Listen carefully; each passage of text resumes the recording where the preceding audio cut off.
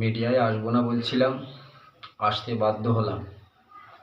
যে ভাঙড় বিধানসভা, যে শওকত মোল্লা যে অরাজকতা সৃষ্টি করছে, শওকত মোল্লা যেদিন থেকে ভাঙড়ে এসছে সেই দিন থেকে ভাঙড়ে খুন খারাপি অটোমেটিক চলেই রয়েছে। শওকত মোল্লা কিছুদিন আগে একটা মিডিয়ায় বলেছে যে নওশাদ সিদ্দিকী না বোমা সিদ্দিকী। আরে শওকত মোল্লা, তুই কী সার্টিফিকেট দিবি? তোর দিদি নবান্নে বসে আছে, ওই দিদি বলেছিল যে তুই বোম বাঁধিস, তুই কি করিস, তুই বোম বাঁধিস। তাহলে বোম বাঁধার সার্টিফিকেট শওকত মোল্লা তোরে আছে, ঠিক আছে, নওশাদ সিদ্দিকীর নেই। নওশাদ সিদ্দিকীর ভাষা গান যতটা আছে না, তোর সীমিতটুকু নেই।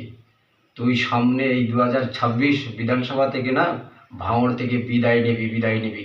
একটা কথা জেনে রাখিস শওকত মোল্লা, হুঁশিয়ারিতে চ্যালেঞ্জ করে বলছি তোকে, চ্যালেঞ্জ, 2026 তোর উৎখাত করে ছাড়বো। তোর মাটি মাটি পাততলার মাটি সরে যাবে। আরে যারা শাসকে থাকে না, যারা ক্ষমতায় থাকে, তাদের সাথে লড়াই করতে গেলে না এই বুকের পাটা লাগে, বুকের পাটা। আমাদের বুকের পাটা আছে, আমরা আইএসএফ করি, ঠিক আছে। তোদের মতো শাসক দলের সাথে লড়াই করার জন্য আমরা যথেষ্ট। আমরা খেলার মাঠে যখন লেবেইছি না, না খেলিয়ে যাবো না, একটা কথা মনে রাখিস। তুই কিছুদিন আগে তোর সামনে পেছনে চারিধারে যারা ঘরে যারা থাকে, একজন রাজ্জাক খাঁ মার্ডার হলো আর একজন মার্ডার করলো।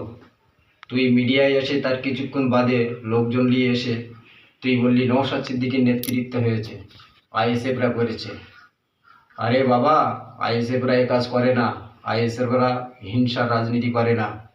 তারপরে দেখা গেল যে তোরই দলের লোক, তোর কাছের লোক, তোমার কাছের লোক, একজন মার্ডার হয়েছে আর একজন মার্ডার করেছে।